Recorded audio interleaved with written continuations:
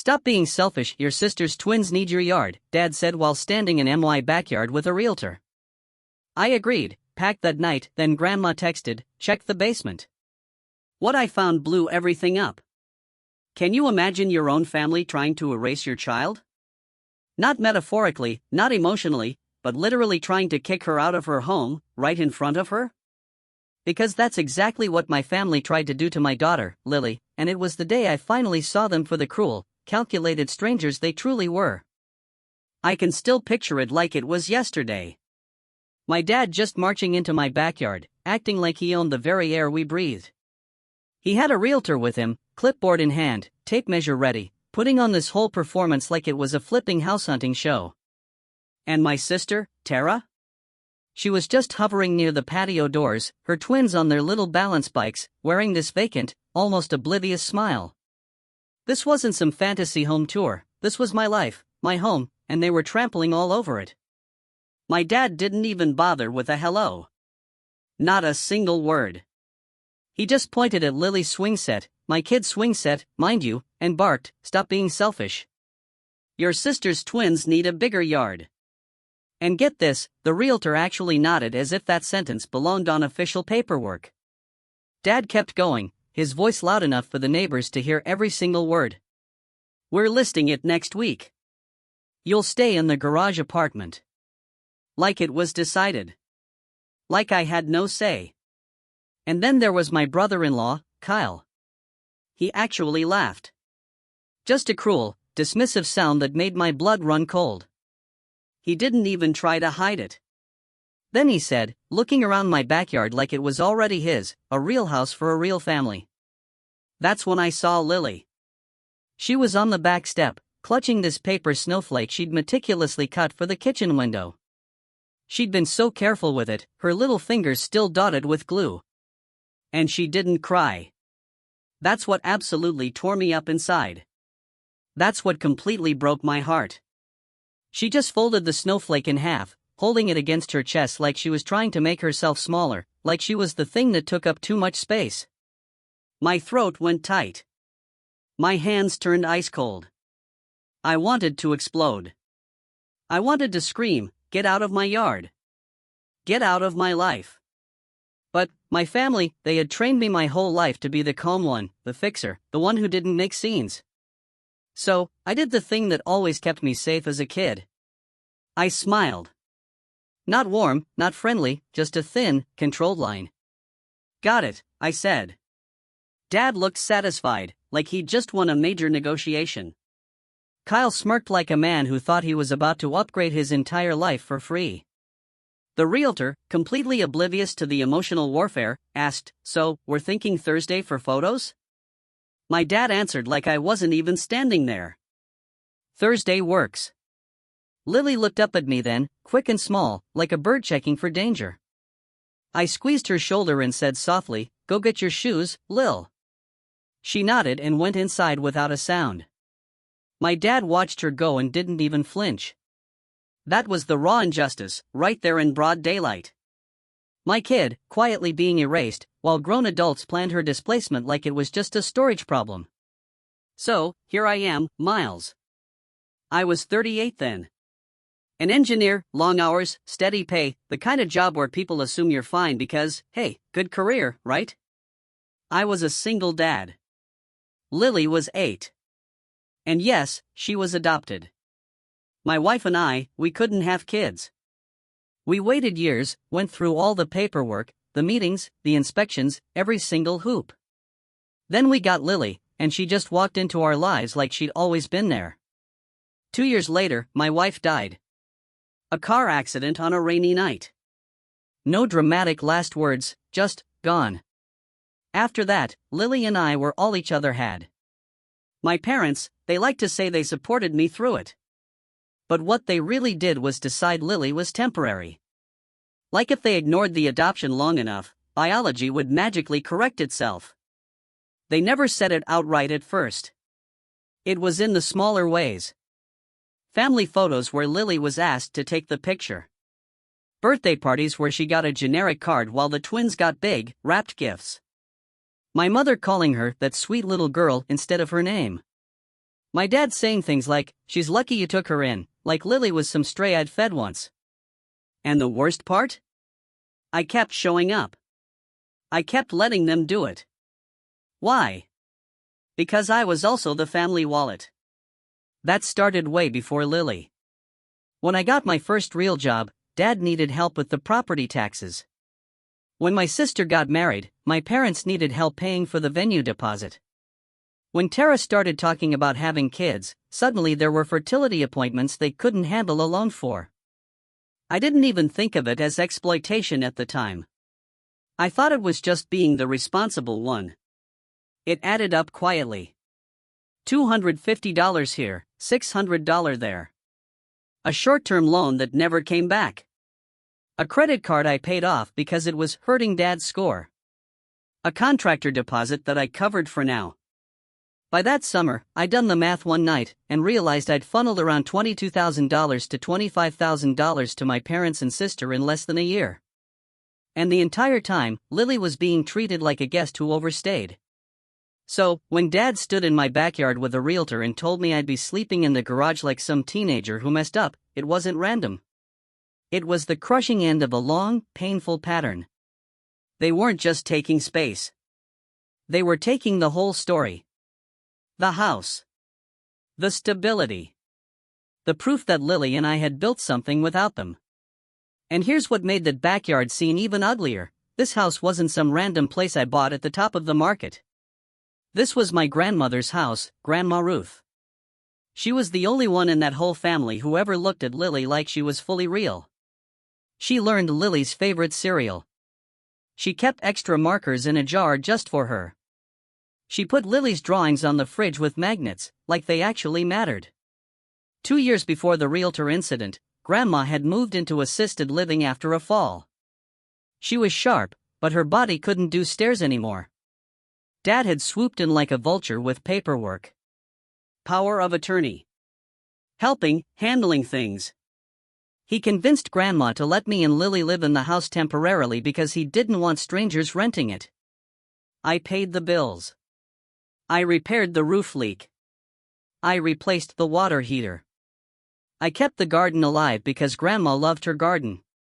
Dad still called it the family house. Not Grandma's house, not my home. The family house, which really meant the house they planned to use whenever they felt like it. That afternoon, as the realtor walked around, Tara's twins rode their bikes right through Lily's chalk drawings on the patio. One of them looked back and said, "Oops," like it was funny. Kyle, of course, added, "We'll redo all this anyway." Lily's chalk drawing was a little city. Roads, stop signs, tiny stick figure people holding hands. She'd drawn one tall person and one small person and labeled them me and Dad.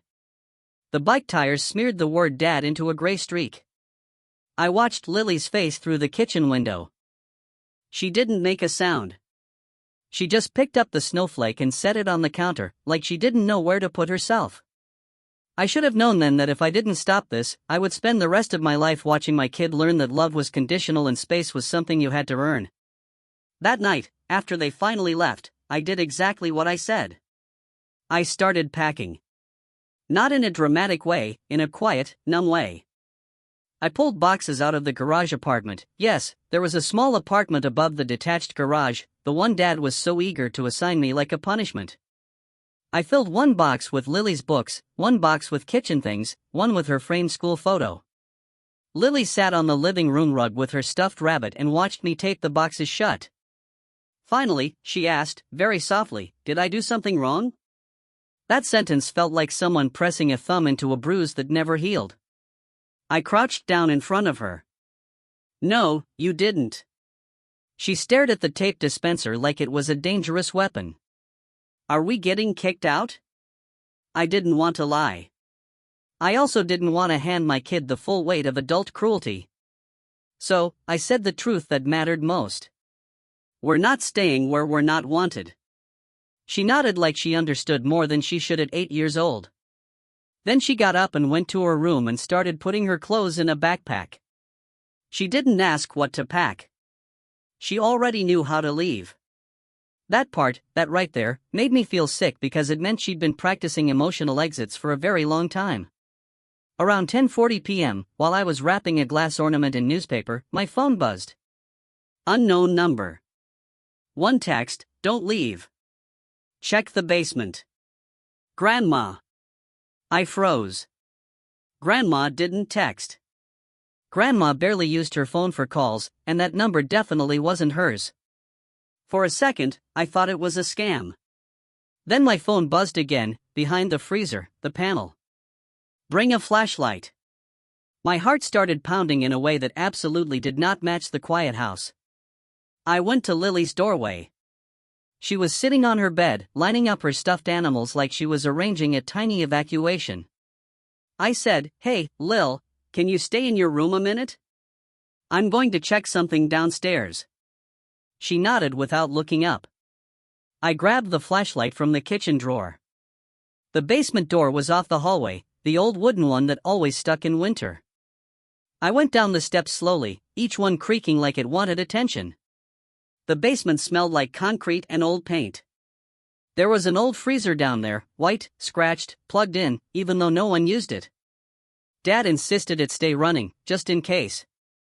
Behind it was a section of wall that looked slightly different. The paint was a shade off. I crouched and ran my hand along the baseboard. There was a seam. A panel. My stomach dropped. I pried at it with my fingers until it shifted. Then it came loose like it had been opened before. Behind it was a narrow cavity between studs. Inside? A small metal lockbox and a thick envelope wrapped in plastic. My hands shook as I pulled them out. The envelope had my name written in Grandma Ruth's unmistakable handwriting, Miles. Not to the family. Not for your father. Me. I carried everything up to the kitchen table like it was fragile. I didn't open it right away. I just sat there, staring at the envelope for a full minute, listening to the house breathe around me. Then I broke the seal. Inside was a letter and a stack of documents. The letter was short. Grandma didn't waste words.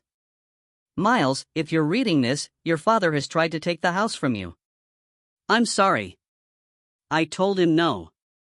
He didn't listen. "This home is not a prize for whoever yells the loudest. It's yours. You kept it alive. You kept me alive. You kept that little girl alive when no one else bothered to learn her heart. I changed the trust. I recorded it. Your father is not the trustee anymore. You are. He will try to scare you. He will try to rush you. Don't call the attorney. His number is in here. And Miles, check the lockbox. You should know what your father's been doing with my money. Love, Grandma Ruth." I read it twice. Then I looked at the documents. There it was, in black and white. An updated trust amendment naming me as trustee and sole decision-maker for the house. Not Dad. There was also a recorded deed transfer document, already filed, already official. My dad had been walking around my backyard with a realtor while legally having no right to list it. But the real punch was the lockbox. I opened it with the tiny key taped inside the envelope. Inside were bank statements and handwritten notes. Grandma's accounts. Withdrawals that didn't match her care costs. Checks made out to cash. Transfers to my dad. Transfers to Tara. A note in Grandma's handwriting beside one line asked him what this was for. He lied. My mouth went dry. This wasn't just about my house. This was about my grandmother being drained dry while she sat in assisted living, trusting the wrong person. And suddenly, that backyard scene made a completely different kind of sense. They weren't just greedy. They were desperate. They'd spent money that wasn't theirs, and they needed something big to cover it. A house sale would do it. And they were willing to shove me and Lily into a garage to get it. I went upstairs and looked at Lily. She was asleep on top of her blanket, backpack still open beside her like she'd fallen mid-escape. Her little rabbit was tucked under her chin. I felt something hard settle in my chest. Not rage. Clarity. I wasn't going to argue with my dad. I wasn't going to beg for respect. I was going to do one clean thing, a boundary that didn't require anyone's permission. The next morning, I made coffee, sat at the table with Grandma's documents, and called the attorney listed on the letter. It was 8:12 a.m. He picked up on the second ring, like he'd been expecting me. After I confirmed my name, he said, "Your grandmother told me this call might come." I swallowed. My dad brought a realtor to the house. The attorney's voice went flat in a way that told me he'd seen this story 100 times before. "He cannot list it. He has no authority." "You do." I stared at the kitchen wall. "He said he's listing next week. If he tries, the title company will stop it. And if the realtor is ethical, they'll run." I took a breath. "He also has power of attorney for Grandma." There was a pause. "Your grandmother revoked it. There's paperwork. We can send notice today." My hands trembled, but my voice stayed steady. "Do it." He told me what he needed. I emailed photos of the documents. Then I made the second call. The bank. Because I already knew something else. For years, my dad had me help by setting up transfers. It was always framed like convenience. I was listed on an account I shouldn't have been listed on, and I was still paying things I shouldn't have been paying. So, I made one calm, financial move. I shut it down. Not in a dramatic, I'm rich and powerful way, but in a real-world, confirmation screen way. I logged into my banking app. I stopped the automatic monthly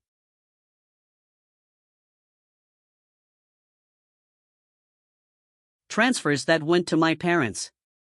I removed my connected external accounts. I changed passwords. Then I called the utility company and took my name off anything that wasn't my address.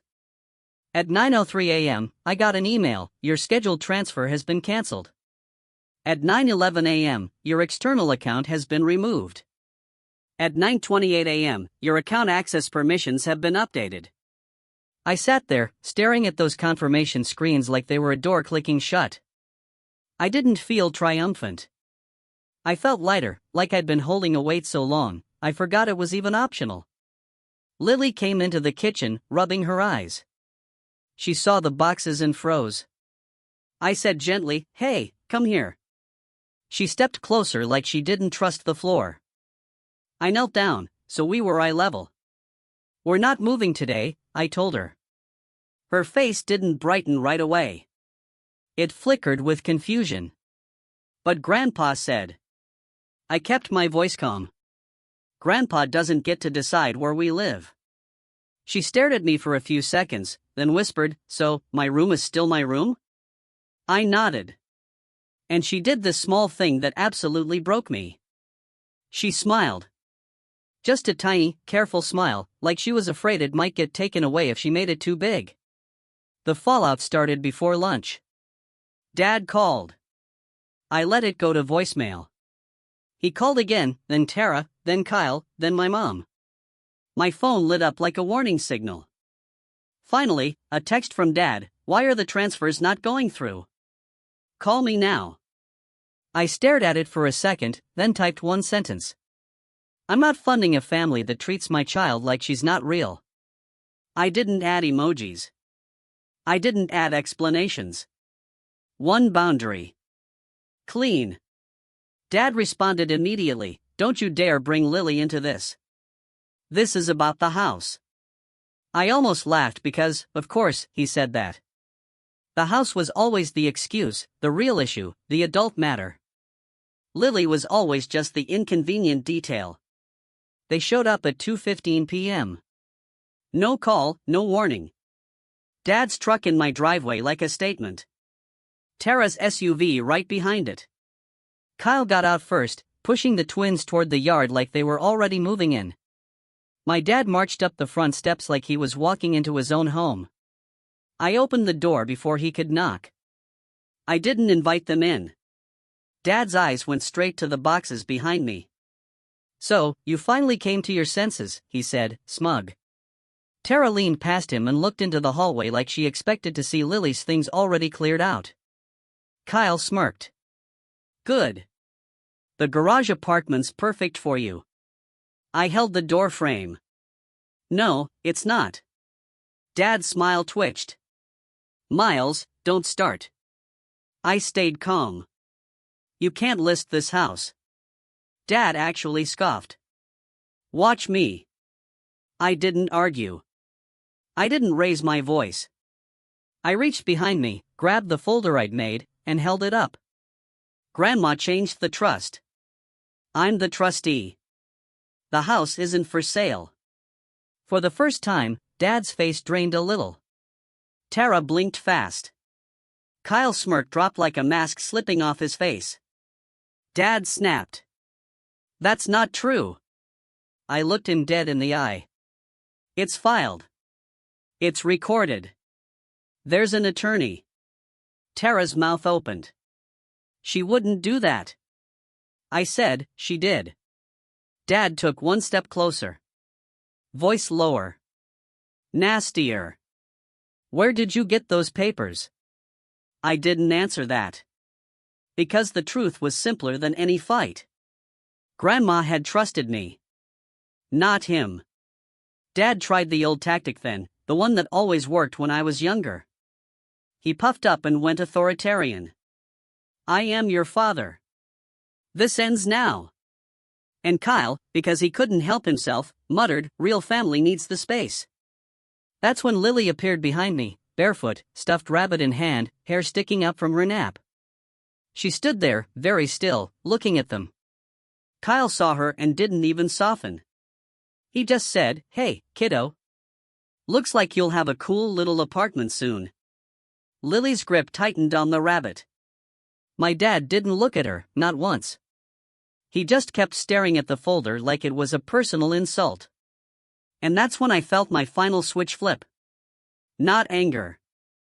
Decision. I looked at my dad and said, you're done using me. Dad scoffed. Oh, here we go. I kept my tone even. You're off my accounts. I'm not paying your bills. I'm not paying Tara's bills. And you're not selling this house. Tara's voice shot up. Miles, are you serious? We have the twins. I cut in, still calm. I have a child, too. Kyle laughed like it was ridiculous. Come on, you work. You're fine. Tara's a mom. I looked at him. Don't talk about my life like you've earned it. Dad's face went red. He jabbed a finger toward the yard. This is selfish. You're punishing your sister. I nodded once. No. I'm protecting my daughter. Then I did the quietest, most powerful thing I'd done in years. I stepped back and closed the door. Not slammed. Just closed. I locked it and I stood with my forehead against the wood for a second while they yelled outside, like the world owed them my compliance. Lily tugged my shirt. Are they mad? I crouched down and said, yes. She blinked. Are we okay? I looked at her, and I said the truth again. We are okay. The next week was a parade of guilt. Texts like, your mother is crying. Your sister can't sleep. You're breaking the family apart. Grandma is confused. You're taking advantage of her. That one almost made me throw my phone, because it came from my dad, the man literally siphoning money from her account. He tried to show up at Grandma's assisted living and charm the staff. He tried to spin it like I was the unstable one. He didn't expect the attorney to have already sent the revocation notice. He didn't expect Grandma to have already spoken to the nurse about my son Miles being the one allowed to make decisions now. He didn't expect me to show up with paperwork and a calm voice. And he definitely didn't expect Grandma herself to look at him in the common room and say, loud enough for the receptionist to hear, I know what you did. My dad went stiff. He looked at me like he wanted to kill me with disappointment. But Grandma didn't even glance at me for permission. She looked right at him and said, you used my money like it was yours. You won't touch another dime. Tara showed up later that day, crying, trying to hug Grandma like that would fix it. Grandma didn't yell. She just said, "You wanted the house. You didn't want the people in it." Tara's face crumpled. Kyle didn't come. Of course he didn't. He only liked family when it came with square footage. Here's the consequence nobody talks about when you stop funding a system: everything breaks faster than you expected. My parents' tight month became a full-blown crisis because it wasn't a tight month. It was a lifestyle. They'd been counting on my transfers like it was pinching. Tara called me one night and said, "We might lose the rental we're in." I held the phone and waited for the part where she apologized to Lily. It never came. She just said, "You have to help." I said quietly, "No." She went sharp. "So, you're going to let your nephews suffer?" I didn't take the bait. "I'm not your backup bank." She cried harder, like crying turned no into yes. Then she said, "Dad said you turned Grandma against us." I took a breath. Dad turned Grandma against himself. And that was the end of the call. A month later, I found out the Realtor had dropped them. Not because the Realtor was noble, but because the title search showed my dad had no authority. Paper beats entitlement. Dad tried a different angle. He showed up at my job. Security walked him out. He left me a voicemail in that slow, disgusted voice he used when he wanted me to feel small. "You'll regret humiliating me."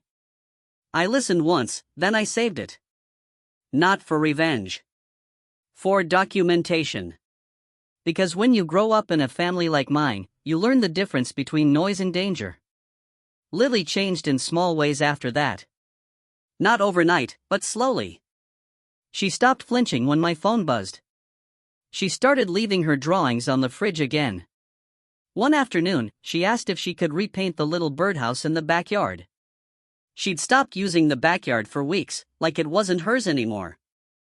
I said yes. We painted it together at the patio table. Purple roof, yellow sides, a crooked heart on the front because her hand slipped. Grandma came over on a Sunday once she was stable enough. Walker, winter coat, determined as ever. She sat in a chair with a blanket and watched Lily paint. Lily looked up and asked, "Do you like it?" Grandma smiled and said, "It looks like home." And Lily smiled bigger this time. Not careful. Real. That spring, I did one symbolic thing that felt like closure without being petty. I planted a small tree in the backyard. Not a huge one, just a young maple. Lily helped dig the hole. Grandma supervised like a foreman. When we finished, Lily patted the dirt and said, "This one stays." I looked at her and said, "Yes, it stays." We ate dinner on the back porch that night, the three of us. No chaos. No guilt. No family needing. Just the sound of forks and wind and Lily talking about a science project she wanted to build, a little sensor that would measure rainfall for the garden. I listened and realized something profound. My dad had wanted me in the garage apartment because he thought it was my place. Small. Out of the way. Useful when needed. But Lily and I didn't belong in an accessory unit behind someone else's ego. We belonged in the center of our own life. And the house, Grandma's house, my home, finally felt like it again. Not because the walls changed, but because the boundary did. By the time the next Christmas rolled around, there were no invites from my parents. No fake apologies. Just silence. And honestly, the silence was a gift. Lily and I decorated our own tree. Grandma sat in the living room with Coco and told Lily stories about when my dad was little. Stories that somehow sounded more honest now, like Grandma wasn't covering for him anymore. On Christmas morning, Lily opened one present that was just a pack of fancy markers and a sketchbook. She gasped like I'd given her gold. Then she drew a picture at the kitchen table. It was our house, our yard, the new little maple tree, 3 stick figures holding hands. She labeled them me, Dad, Grandma Ruth. She didn't label anyone else, not out of spite, just out of truth. And when she finished, she taped it to the fridge herself. No asking. No fear. Like she finally believed she had the right to take up space.